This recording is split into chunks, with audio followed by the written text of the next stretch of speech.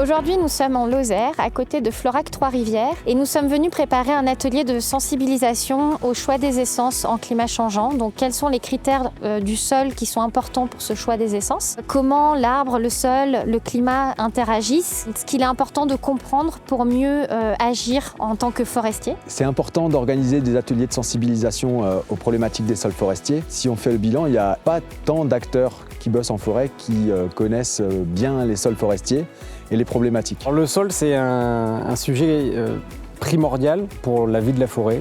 C'est le support vivant de la forêt. Pas de sol, pas de forêt. Pas de sol vivant, pas de forêt en bonne santé. Les sols forestiers ont des problématiques spécifiques du fait d'une fragilité de ces sols. Et c'est des sols qui sont plutôt particuliers et qui partent pas avec des gros avantages de fertilité. Alors pour y faire pousser des peuplements forestiers, on a un écosystème forestier qui est adapté à ces contraintes de sol, mais c'est des sols qui sont très fragiles et ces fragilités, elles vont être exacerbées dans un contexte de changement climatique par exemple. Et il est nécessaire en fait pour les propriétaires, pour les gestionnaires, pour les conseillers forestiers de bien appréhender ce domaine. Et quand on parle de forêt, on se projette sur le temps long. Donc le temps long nécessite en fait une prise en compte et en considération de l'évolution des peuplements, des essences. Et tout ça doit bien être adapté, tout ça doit bien rentrer en conformité. Et ça passe par cette première étape de bonne connaissance et de diagnostic des sols. Dans le cadre du projet Hypersol, nous avons organisé 2 autres ateliers. Un atelier sur le tassement des sols et comment éviter de tasser les sols en forêt. Et un atelier un peu contenu complet sur tous les indicateurs de qualité des sols forestiers, donc qui était plutôt adressé à un public de gestionnaires forestiers. Les 2 ateliers ont remporté un franc succès. Les gestionnaires, les propriétaires, les opérateurs forestiers sont très en demande de connaissances sur les sols. Comment adapter leurs pratiques à ces sols et à cette sensibilité des sols. Ils ont vraiment apprécié d'avoir une variété de référents qui viennent de différents organismes. Il y a donc les coopératives forestières, l'ONF, le CNPF, PEFC, un organisme de certification, les chambres d'agriculture, les bureaux d'études. Donc cette variété de référents a beaucoup plu, différents discours, différentes méthodes pédagogiques ont été utilisées. Donc ça a été très apprécié. Les référents préparent l'atelier en choisissant les fosses qui vont décrire avec les propriétaires, avec le public cible, tous les supports pédagogiques qu'ils vont utiliser, que ce soit des cailloux, des boîtes à texture, des supports graphiques, des schémas, des photos, et se répartissent entre eux le rôle, les différentes parties du discours qu'ils vont apporter auprès de ces propriétaires. L'idée, effectivement, c'est de former un peu des spécialistes, des personnes relais pour diffuser le message autour des enjeux des sols et de leur bonne connaissance.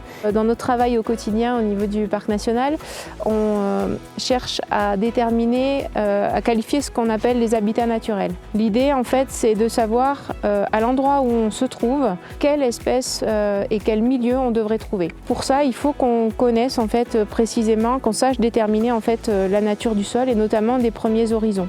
Grâce à ça, on va pouvoir en fait savoir de notre côté quel est l'habitat qu'on devrait avoir en place, quelle forêt est attendue à cet endroit-là. Et ça va nous intéresser pour la discussion qu'on va avoir avec les propriétaires et gestionnaires forestiers dans un second temps. Parce que de leur côté, pour diverses raisons, si par exemple un propriétaire désire changer le peuplement qui est en place pour aller vers un autre peuplement, peut-être avec des essences qui ne sont pas originaires d'ici, on va pouvoir lui apporter des éléments sur quel milieu forestier on devrait trouver ici et pouvoir ensuite dialoguer avec lui pour trouver en fait le futur le plus désirable et qui a le plus de chances en fait d'aboutir aussi. Les propriétaires, les participants vont repartir avec plein de questions. Mais ça c'est bon signe. Quand on commence à se poser les questions, c'est qu'on commence à percevoir la complexité du vivant, on commence à voir qu'il y a des interactions, il y a des choses qui ne sont pas tranchées. D'abord, on commence par le sol, on essaye de le définir, ses contraintes, ses avantages, les conséquences pour le milieu forestier. Et donc je pense que cette journée a allumé une petite flamme et les participants repartiront avec ça et la déploieront après chez eux. J'ai compris que c'est compliqué de gérer une forêt. C'est des relations des arbres entre les arbres, des arbres avec les animaux. Donc c'est une telle complexité que ça me passionne. Du coup, il y a une autre complexité que je viens de découvrir aujourd'hui, c'est la complexité du sol et des relations entre les arbres et le sol.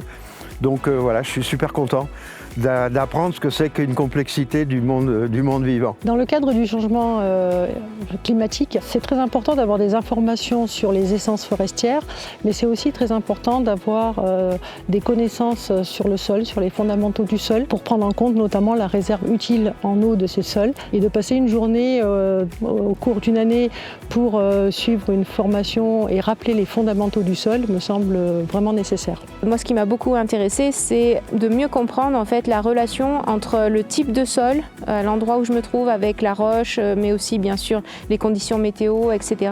Quel arbre en fait va pouvoir se développer, quelle essence forestière va pouvoir se développer dans ces conditions-là. Ce qui était intéressant aussi, c'est que les référents sur la journée qui sont intervenus ont des profils différents. Et ils sont plusieurs, donc ça c'est bien parce qu'ils se relayent, ils se complètent et ils enchaînent de façon très, très vivante. Ça permet de croiser les regards. D'ailleurs, il y a eu beaucoup de questions sur d'autres pans de mon métier qui montrent bien qu'on a besoin de se croiser pour essayer de dessiner l'avenir de la forêt. Aujourd'hui, si tu travailles ou tu vis dans la forêt, tu as une forêt en propriété, etc. C'est le genre de formation qu'il faut faire de manière à bien se rendre compte du lien qu'il y a entre la forêt et le sol et que les arbres ont vraiment besoin de tout ce qui se passe dans le sol et de savoir comment prendre soin de ce sol pour que les arbres puissent continuer de vivre sur la planète.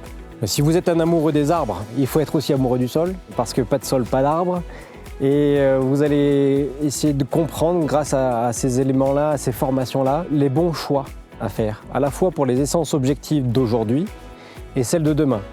Celles de demain, ce sont les arbres futurs, producteurs, les arbres accueillants, les arbres en station, les arbres adaptés au changement climatique. Tout ça, ça se passe par une bonne compréhension du sol et un bon diagnostic.